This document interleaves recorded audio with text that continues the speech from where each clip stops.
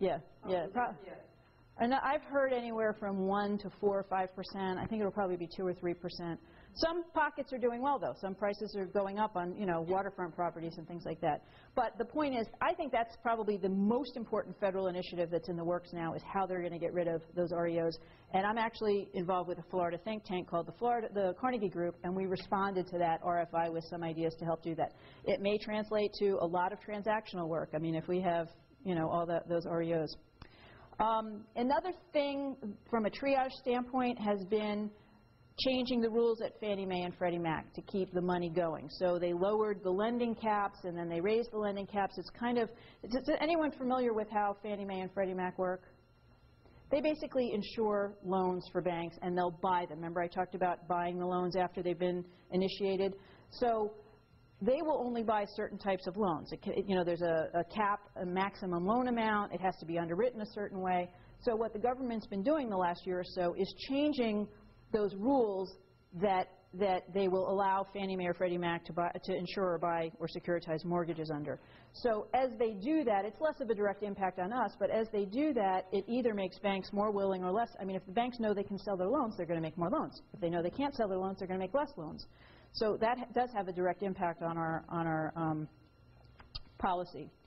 One more thing I kind of wanted to mention in terms of the triage, and remember that's the urgent things that we're trying to do to fix the market, is mediation. Is anyone familiar with the mandatory homestead mediation we had in Florida? Is anyone here a certified mediator?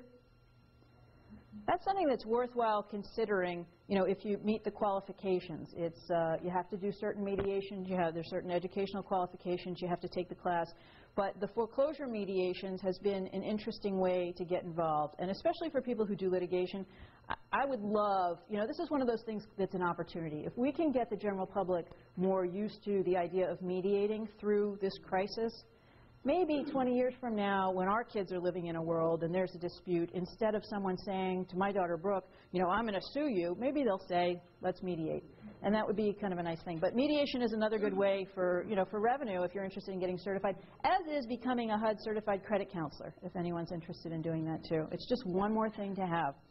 Half the states now have these mandatory mediation programs.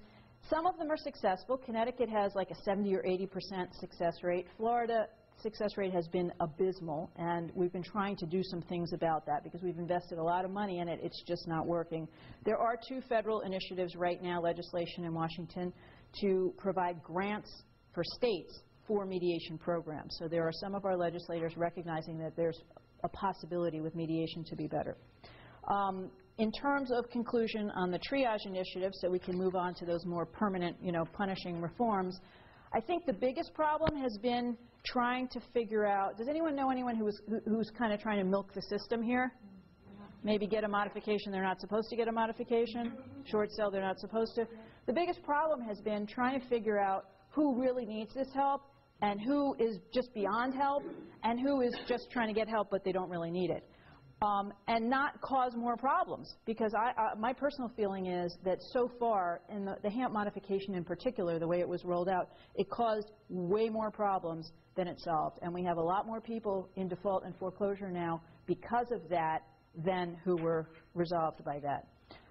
And again, let's think about the cultural shift here, because these are the conversations that are going on in the dining room tables around the country. In terms of whether this is working or not, and I don't know if I've been keeping up with the slides, I apologize, but we're now at these little graphs. See, there was a picture of an unemployed man here. You saw that? Okay. We're now at these graphs. This is scary. Everyone knows, did everyone hear how foreclosures were down last year? Coincidentally, starting in October when the government started really going after the robo-signers. Okay, so we know that the foreclosures weren't really down. They were just sort of stopped while the banks were figuring out what they needed to do. Anyway, those foreclosures are now moving through the systems again. Last month, new defaults, that means people who were never in foreclosure before, because we do have redefault rates. There's about a 38% redefault rate. They've been in default, they cured it with modification, then they redefault. These are entirely new defaults. In the United States, up 14% last month. How much do you think it was up in Florida? 25% redefaults. California was the highest with 55, but we are the second highest. The bottom line is there's definitely going to be more REOs here in the next year or so as those are moving through the system. In terms of commercial real estate, for anyone who does commercial real estate, the biggest issue is not defaults. They also securitize the commercial loans, and that process is really called CMBS, commercial mortgage-backed securities. And the problem there is enough banks are not buying those, on the secondary market. So there's just no money for commercial real estate. If you want to buy an office building that's in foreclosure, you need to have private money somehow because it's hard to get financing for those. In terms of sales, last month real estate sales were down 3% month over month. So we see the sales slowing down. The thing that concerns me with the sales is most of the sales are still investors. And what are those investors going to do with the properties they buy? Rent. They're going to rent them or they're going to flip them. So they're not really absorbing the inventory. So even though that's a big part of the sales, those are just going to go back into the inventory. Even in commercial real estate, almost 30% of the market is distressed sales. Prices for the United States as of last month were down 3.8%. And the reason for that, of course, is that the distressed sales are about 30% less. A foreclosure or a short sale can sell for about 30% less, so it's driving everyone's home prices down. And we already talked about, we think that these prices are going to go down again in 2012. We are going to now breeze through the reform initiatives. Does everyone remember what I said the reform initiatives were? Those are the initiatives to really kind of fix the problems, because I think we can all agree from those indicators that the problems aren't getting fixed, and we want to address those. Anyone familiar with the Dodd-Frank Act? Okay. Dodd-Frank was sort of this sweeping legislation that was passed a couple years ago. This past summer was the one-year anniversary of the Dodd-Frank Act. And so far, the biggest impact it has had is creating a lot of uncertainty. It's making banks, it's making Wall Street very unsure about what's going to happen. The reason for that is because the Dodd-Frank Act, even though it was 2,000 pages, was not really any new rules. Most of it was about having to do research. There were like 300 research papers and studies that had to be done, and having to write new rules and assigning the responsibility for writing those rules. There are 385 new rules that still have to be written under Dodd-Frank. 28 of those rulemaking deadlines have already been missed. So Dodd-Frank, in some ways, it consolidated a lot of agencies, and we'll talk about that in a second, but in some ways, it's also causing just as many problems as it's solving so far, and there's a lot of federal legislation that's listed in your handout to actually amend Dodd-Frank or revoke Dodd-Frank entirely. So while this process is in flux, which will be the next 2 years, we're not really sure exactly where it will lead, particularly now in an election year, because who knows who's going to end up in power next. The Consumer Finance Protection Bureau is the entity that is sort of assigned a lot of power under Dodd-Frank. Has anyone heard of the Consumer Finance Protection Bureau? It's the new guys. They basically consolidated 7 agencies into this one rulemaking entity. There are a lot of initiatives now to revamp the Consumer Finance Protection Bureau, and it's pretty much divided along party lines. The Democrats have been pushing first. Did anyone hear about Elizabeth Warren? Right. She's running for Senate in Massachusetts now. She was a Harvard professor that President Obama picked to sort of help put the Consumer Finance Protection Bureau together. It was really her idea. He tried to get her confirmed as the head of the Consumer Finance Protection Bureau. Congress said no, again, along party lines. Now his newest nominee is a guy named Richard Cordray, who was the Attorney General for Ohio, and chances of him getting approved are also very slim because the Republicans want to replace the director with a 5-member panel.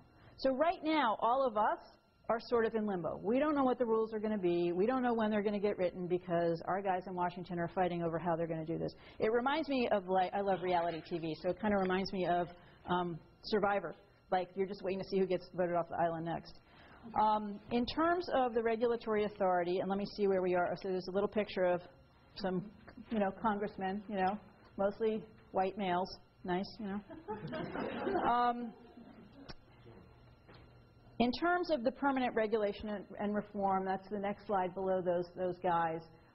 These are the buckets. I mean, basically Dodd-Frank is looking at the regulators and sort of consolidating certain agencies, giving some more power, taking power away from others, trying to fix the lack of regulation that obviously contributed to this financial crisis. They're also looking at frontline real estate industry people. That's us. So they're looking at realtors, they're looking at mortgage brokers, they're looking at, everyone knows the changes that happened to RESPA a year ago, Truth in Lending Act. They're also, I actually had a phone call for someone with the Notary Association the other day. They're looking at changing, is anyone a notary here? Okay, one of the big problems with robo-signing was the use of those notary seals. So they're looking, and that's really sort of a very old-fashioned, if you think about it, notary seals, it's really, I mean, we do everything electronically right now. It's one of those remnants that's just really old-fashioned.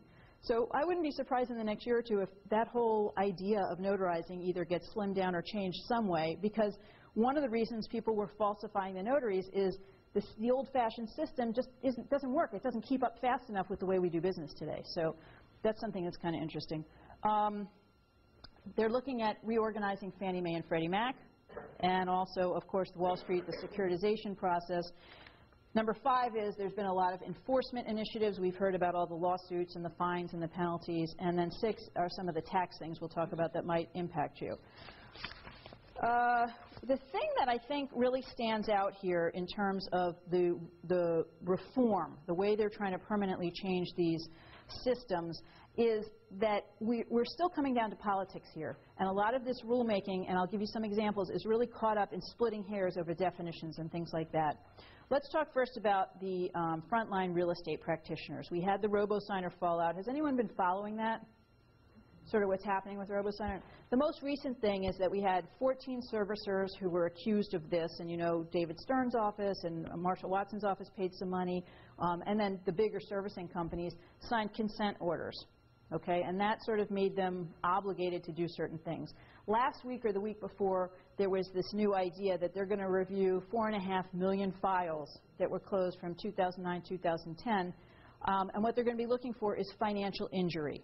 So if you are a borrower and you were financially injured as a result of robo-signing, you may be getting some money. But the question is, what is financial injury? So this is a slide that kind of explains what they're looking for in case anyone asks you as a legal person. But it's really not clear what they're looking for. And supposedly they're doing this to restore more confidence in the system and in the process. But you know, my personal opinion is this is the 3rd time they're looking at these files.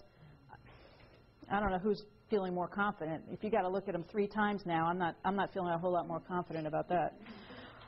The second thing that we've been seeing a lot of is nationwide servicing standards, because people have been complaining so much about, you know, they call the bank, no one gets back to them, no one knows what they're doing. So they've established, for example, this SPOC, which is a single point of contact. But there will be new laws for all of us in how our banks have to deal with us. Bank of America, I think, has been the worst. Does anyone do work for Bank of America? Yeah. I actually paid off, I had a little bit left on my mortgage. I paid off my mortgage 2 weeks ago to Bank of America. No, 3 weeks ago. It took them over 3 weeks to process the payment. First they told me I sent it to the wrong department so they couldn't take it. Then they didn't like how I'd written the thing. Then they told me it was a little bit over. I mean, it was like one thing after another. They didn't want the money. It was ridiculous. And finally, and then they told me it had to be wire transfer or certified check. So I actually found my note from however many years ago it was, and I called the head of the servicing department. I said, there is nothing in here that says it has to be the exact amount. There's nothing that says it has to be wired.